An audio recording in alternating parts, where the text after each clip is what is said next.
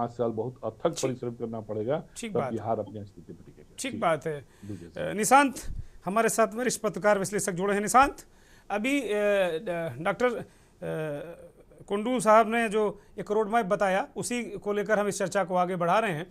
अभी मिश्रा जी ने कहा कि रोजगार बड़ी चुनौती हैं। आपकी दृष्टि में नीतीश कुमार सरकार के लिए सबसे बड़ी चुनौतियां क्या होने जा रही हैं आने वाले वक्त में, या फिर प्रचंड बहुमत है, मनमानी चलेगी? सबसे पहले सबको नमस्कार जी। प्रणाम। नमस्कार। जब बिहार में प्रचंड बहुमत मिला है तो इनकी चुनौतियां भी प्रचंड है। जैसा कि अभी मिश्रा जी ने कहा, सही बात है। अभी बात हो रही थी 10,000 रुपए देने की। 10,000 रुपए नीतीश कुमार ने जीविका दीदियों को दे दिया। जो अब बाकी 2 लाख रुपए, वो अब किसी को शायद किसी को मिलने नहीं जा रहा है, क्योंकि 10,000 में कोई बिजनेस होता नहीं है। वो जांच करेंगे, वो आएगा नहीं। ये चुनावी वादे थे, चुनाव किए, वादा किए।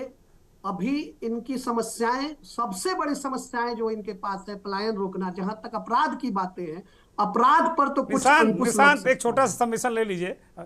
तो फिर जो विपक्ष कह रहा था कि भाई 10,000 घूस दे दिया, वोट ले लिया, तो फिर तो अगर ये आगे इनका कारोबार नहीं बढ़ा तो उनकी बात तो फिर ठीक हो जाएगी। दुर्गेंद्र जी एकदम सही है। सही कहने में गलत क्या है? आपको पैसा दिया गया बिजनेस करने के लिए, बिजनेस की जांच होगी। 10,000 में कौन सा बिजनेस कर लेंगे, या कोई भी कौन सा बिजनेस कर लेगा? तो 10,000 करोड़ जो था, इनका 14,000 करोड़ रुपए आ रहा था। 14,000 करोड़ रुपए में कुछ लोगों को चला गया, कुछ बाकी है, वो भी चला जाएगा। लेकिन जो बात 2 लाख की है, वो नहीं जानेगा।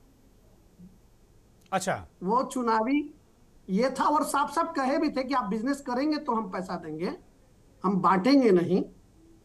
और इनकी समस्याएं अभी फ्री बिजली को भी देने की होगी। फ्री बिजली का भी इन्होंने अनाउंस कर रखा है कि हम फ्री बिजली देंगे। दिए, अभी दे भी रहे हैं, लेकिन बाद में ये सब इनको बंद करना पड़ेगा। राजस्व कहां से लाएंगे? कहां से लाएंगे? इनको तो बताना होगा ना कि राजस्व कहां से लाएंगे।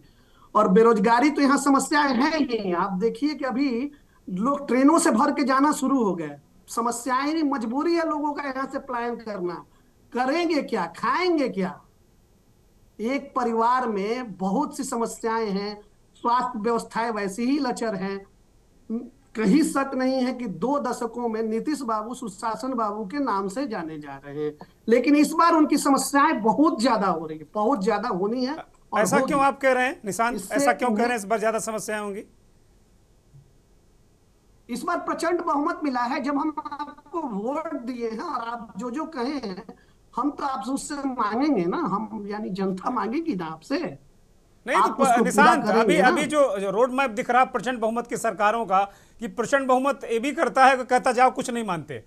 ये जुमला था, ये संभव नहीं है, ये आर्थिक संकट है, इस तरह करके निपटा देते हैं सरकारों। आप देखे होंगे महाराष्ट्र में भी यही हो रहा है, कई राज्यों में, कर्नाटक में भी यही हो रहा है, तेलंगाना में भी कुछ इस तक हुआ है। आएंगी कि आर्थिक संकट है, हम पैसा कहां से लाएंगे जी? हम पैसा कहां से लाएंगे? आर्थिक संकट है, ये समस्याएं आएंगी। ठीक बात है। राजीव रंजन, अभी जैसा अभी निशांत कुमार ने इस बात को कहा कि भाई ये जो कुछ है रियलिस्टिक, 10,000 में कौन सा कारोबार होता है भाई, और आगे हम देंगे नहीं, तो ये वाला फाइल भी बंद। और पलायन, भर भर के ट्रेनें जा ही रही हैं। तो खैर अभी तो सरकार को थोड़ा रोड मैप बनाने में समय लगेगा। और वो करें कि नौकरी नहीं, हम रोजगार देंगे, फैक्ट्री